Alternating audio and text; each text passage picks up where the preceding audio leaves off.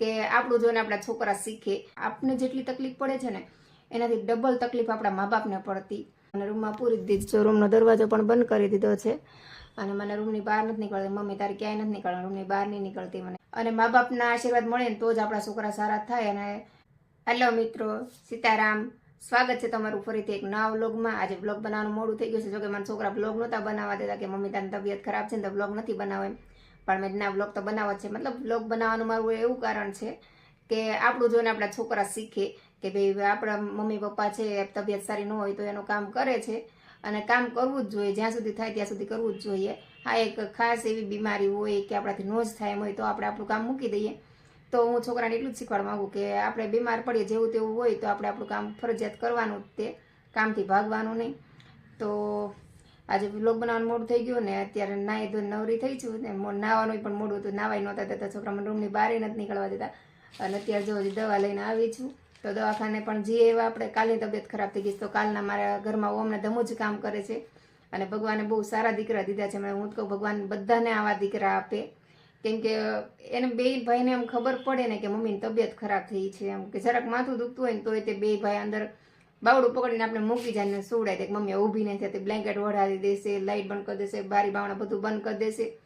અને પછી બે ભાઈ બહારનું બધું જે કાંઈ પણ કામ હોય ને કચરા પોતા વાસણ બધું બે ભાઈ થઈને કરી નાખે. મને કાંઈ કામ ન કરવા દે, એક સળીને બે કટકાને.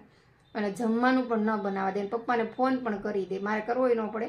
એને પપ્પાને ફોન કરીને બધું મંગાવી લેશે, મમ્મીને મજા નથી તો તમે જમવાનું લેતા આવજો એમ. એટલું ધ્યાન રાખે ને. હું તો બધાના છોકરા આવા હોવા જોઈએ. જોકે અત્યારે તો હોય જ તે, મેરેજ પછી બધા બદલી જાય, પછી માનું કોઈને કાંઈ ન હોય, પણ બની શકે તો મેરેજ પછી પણ તમારે સેમ જ રહેવું જોઈએ, કેમ કે માએ જ આપણે મોટા કર્યા હોય. અને અત્યારે મતલબ આપણે આપણી માએ કેવી રીતે મોટા કર્યા ને આપણા છોકરા થાય ને એટલે આપણે ખબર પડી જાય, કેમ કે આપણે આપણા છોકરાને કેવી રીતે મોટા કરીએ છીએ અને આપણે કેટલી તકલીફ પડે છે એ જોઈને તો આપણે ખ્યાલ આવી જ જવો જોઈએ કે આપણા મા બાપને કેટલી તકલીફ પડે. જો આપણા છોકરાને મોટા કરવામાં આપણે આટલી તકલીફ પડે છે તો આપણા મા બાપને પણ આટલી જ તકલીફ પડી હોય તો આપણા મા બાપની ફિલિંગ્સ આપણે મેરેજ પછી પણ સમજવું જોઈએ.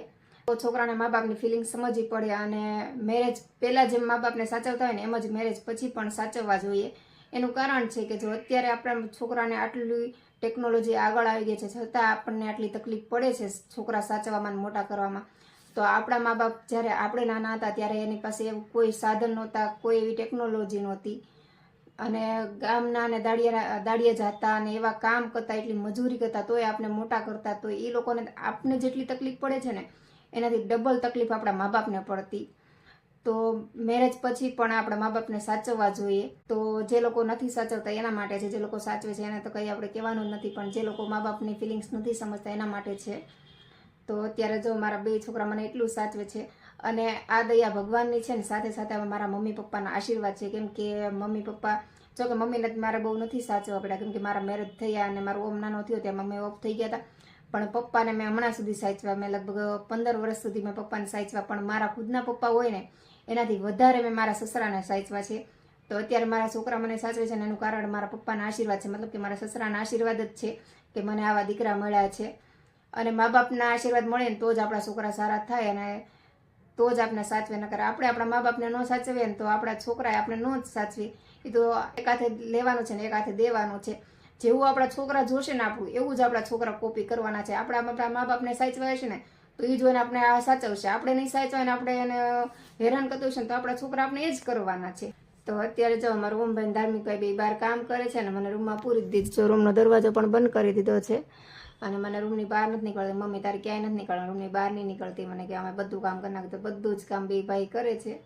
અને એના પપ્પા પાસે નાસ્તો પણ મંગાવી લીધો, જમવાનું પણ મંગાવી લીધું અને મને કે આરામ કર ને એના પપ્પા પાસે ટ્રોફાને એવું પણ મંગાવી લીધું કે મમ્મી માટે સફરજન લેતા આવજો, ના લેતા આવજો, બધું ફ્રૂટ લેતા આવજો. અને ધાર્મિક તો હજી નાનો છે પણ ઓમ થોડીક વધારે ચિંતા કરે, કેમ કે ઓમ મોટો થઈ ગયો તો એનામાં થોડીક વધારે સમજણ હોય. તો ઓમ તો મને હલવાઈ ન દે. અત્યારે મમ્મી કીધું ને કે મારે નાવા જવું છે તો મને નાવાય ન જવા દે. તો ઠંડા પાણી નાથી મમ્મી નહીં ઠંડુ પાણી નહીં ગરમ લે, પણ મને ગરમ પાણી નાવું ન ગમે. હું હજી સુધી ક્યારેય ગરમ પાણી નથી નહીં. હું સાજી હોય કે માંદી હોય હું હંમેશા ઠંડા પાણી જ નાવું છું અને છોકરાને પણ ઠંડા પાણી જ નવડાવું છું. ઓમ ને ધમુ બે એ બેની છઠ્ઠી ગઈ ને ત્યારથી એ બે છઠ્ઠી ગઈ ને ત્યાં સુધી મેં એને ગરમ પાણી નવડાવે. છઠ્ઠી ગઈ ને પછી એ બે ભાઈને ઠંડા પાણી જ નવડાવું છું. ઓમ ને ધાર્મિક અવડા મોટા થયા મેં એને ક્યારેય ગરમ પાણી નથી નવડાવ્યા, હંમેશા ઠંડા પાણી જ નવડાવું. અને અમે ક્યાંક બહાર જઈએ તો આપણે ગરમ પાણી નવડે, કેમ કે આપણે બહાર ફરવા જતા હોય, બહારનું વાતાવરણ કેવું હોય આપણને ખબર ન હોય, તો ત્યાં અમે બધા ગરમ પાણીના, તો હું પણ ગરમ પાણી નાહી લઉં. પણ ઘરે હોય, સુરતમાં હોય તો ઠંડા પાણી જ નાહવાનું. તો અત્યારે આપણે રૂમમાં પૂરી દીધા છે. હવે જમવાના આવશે ને ત્યારે બહાર નીકળવા દેશે, ત્યાં સુધી કંઈ બહાર નહીં નીકળવા દે. તો હવે ઓમભાઈ અને ધાર્મિકભાઈ રૂમમાં પૂર્યા છે, તો આપણે રૂમમાં બેસવાનું છે, કેમ કે તબિયત સારી નહીં થાય ત્યાં સુધી મને કંઈ રૂમમાંથી બહાર નહીં નીકળવા દે. તો હવે રૂમમાં આરામ કરવાનો છે. તો ચાલો આપણે આરામ કરીએ ને અમારા ઓમભાઈ ધાર્મિકભાઈ કામ કરે છે બહાર. હવે બે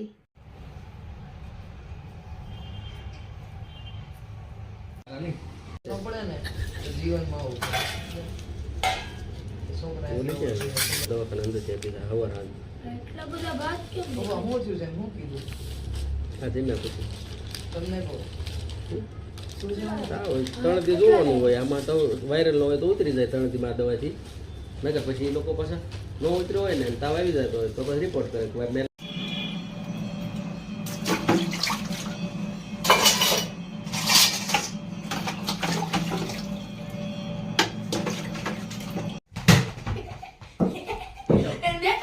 ઓવરપીસ પડ્યો એટલે હવે તો મારી દમ ખાલી પછી કે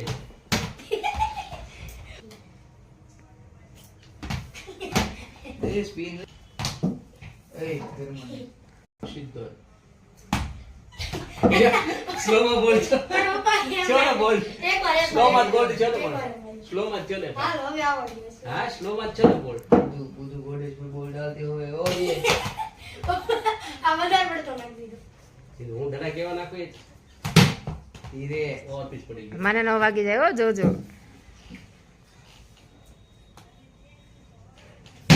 ધીરે એમ વાહ દમભાઈ વાહ. ધીમે જ તમે શાંતિ રાખી. એની કમ કાલે તબિયત ખરાબ થઈ ગઈ, તો બપોર 12 થી જમવા લઈ બનાવી સૂર્યન શાક અને ખીચડી. બાબુ તો 3 બાર રહે છે, અને કાલે તબિયત ખરાબ થઈ ગઈ તો 12 થી જમવા લઈ આવી. કઈ જમવા નથી ભાવતું બહાર, તમે અત્યારે જમવાનું બનાવી નાખી તો સૂર્યન શાક ને ખીચડી બનાવવાનું છું. અને રાતે થોડુંક રોટલી ને એવું લઈ આવ્યા છે, અને લસણ દૂધી નાખી થોડું શાકભાજી એવું છે.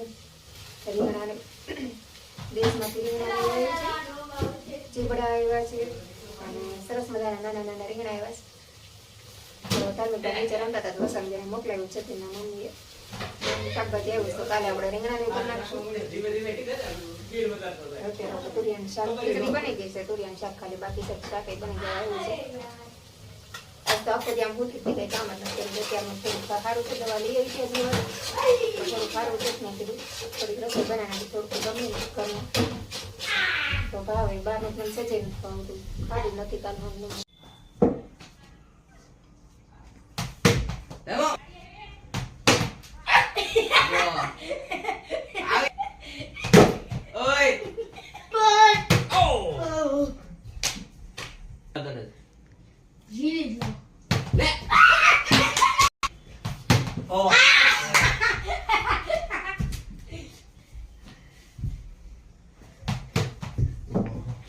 એ ભાઈ તો મને વાગે નહીં, ની બીકે બિચારો ધીમે ધીમે રમે હો.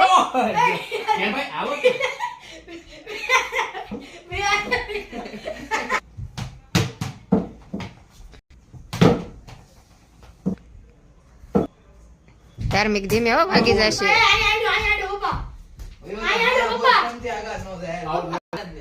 ધાર્મિક ગશિયાળો છે હો, બેટિંગ લેવા હાટુ ગશ કરે છે.